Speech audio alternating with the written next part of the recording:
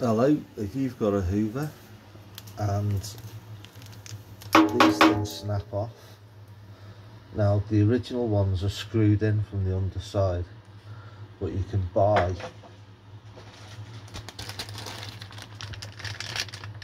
these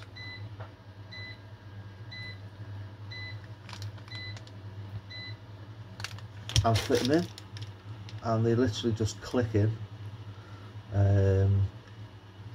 and they stay put and they last for a couple of years.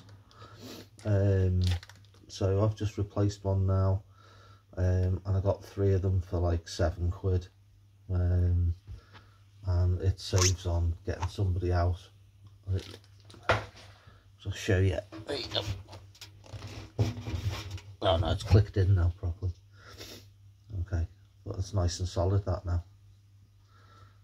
Yeah, so good luck on your hoover.